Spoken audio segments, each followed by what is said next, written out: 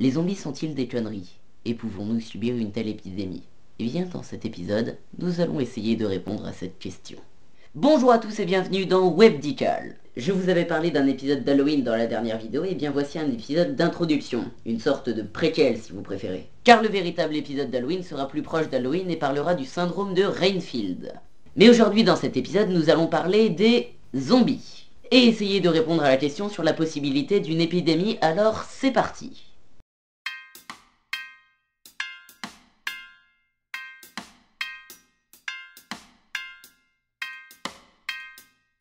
Vous savez, dans des films comme 28 jours plus tard ou des séries comme The Walking Dead, on entend parler d'un virus qui ferait d'un être humain un monstre sanguinaire, cannibale et mort-vivant.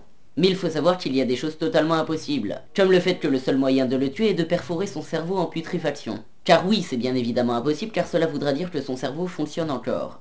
Mais pour survivre, le cerveau a besoin de sang et d'oxygène. Cela veut dire que les poumons et le cœur fonctionnent encore. Donc le zombie est parfaitement en vie. Et quand bien même son cœur et ses poumons ne fonctionneraient pas, on ne verrait pas de zombies en train de saigner. Mais là nous sommes plus dans la fiction que dans la réalité. Mais cependant, certains virus peuvent induire le comportement agressif des zombies. Par exemple la rage, qui est une maladie virale qui infecte le système nerveux central, et peut conduire les malades à devenir violents et à devenir fous. Et d'après plusieurs scientifiques, si l'on fusionne le virus de la rage et le virus de la grippe, on obtient un authentique virus zombie. De plus, petite coïncidence, le virus de la rage se transmet par la morsure et la griffure, mais on va y revenir tout de suite. Mais si maintenant on sait qu'un tel virus est possible, faut-il devenir paranoïaque et acheter un bunker, des armes, des réserves de nourriture, d'eau et de bière pour 50 ans? Eh bien non. Car ce scénario est bien plus improbable maintenant qu'on sait qu'il est possible. C'est le moment où je deviens légèrement incompréhensible. Puisqu'on sait que c'est possible, nous ferons en sorte que ça n'arrive pas, et de ne pas déclencher le cliché de l'expérience qui a mal tourné, conduisant l'humanité à un cataclysme post-apocalyptique. Donc ne changez pas votre mode de vie sur ce point-là, sauf si c'est déjà arrivé par le passé. Et c'est à ce moment-là que je vais vous parler de zombies artificiels.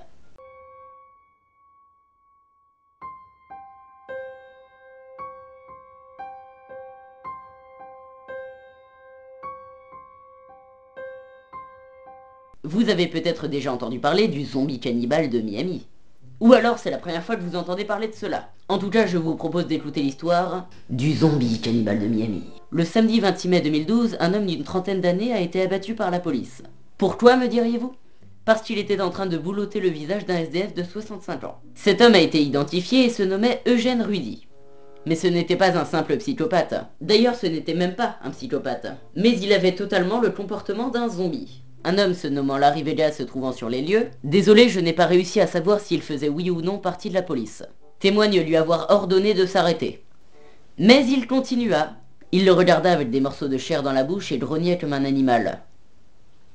Comme un véritable zombie. Et après 18 minutes de Boostify, la police finissa par l'abattre. Mais la question est, qu'est-ce qui a pu le mettre dans cet état?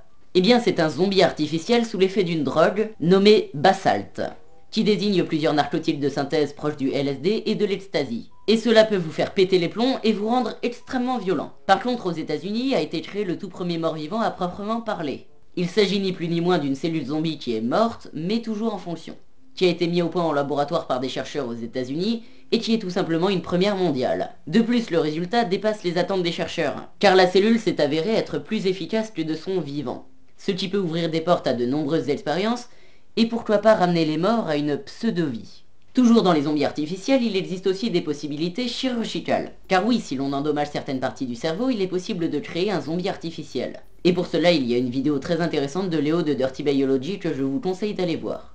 Mais je ne vais pas approfondir car dans cet épisode, je ne tiens pas à parler de chirurgie mais plus de virologie. Et en parlant de ça, je vous propose de revenir au virus. Si vous le voulez bien, je vous propose d'approfondir sur la théorie de la grippe et la rage. Déjà, le virus de la rage a une incubation qui peut prendre de 10 jours à plusieurs années. Mais si le code génétique du virus de la rage a subi assez de changements ou de mutations, sa période d'incubation peut changer de façon spectaculaire d'après les scientifiques. Et si le virus peut muter assez rapidement, il pourrait même infecter le système nerveux central en quelques heures chez l'être humain. Le mode de transmission de la rage est généralement par la morsure et la griffure d'un animal infecté. Mais si la rage se combine avec la grippe, elle aura autant de facilité qu'elle à se transmettre.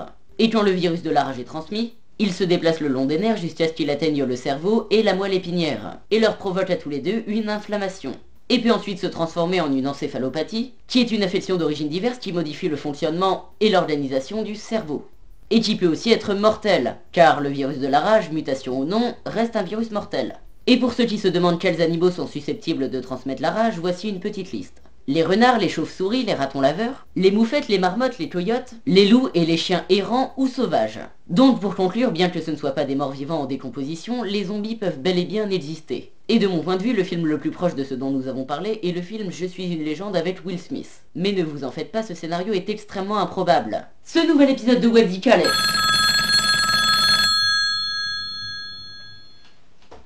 Oui, allô? Bonjour Paul.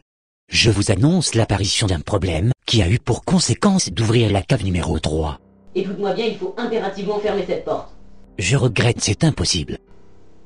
As-tu une idée de ce qu'il y a dans la cave numéro 3?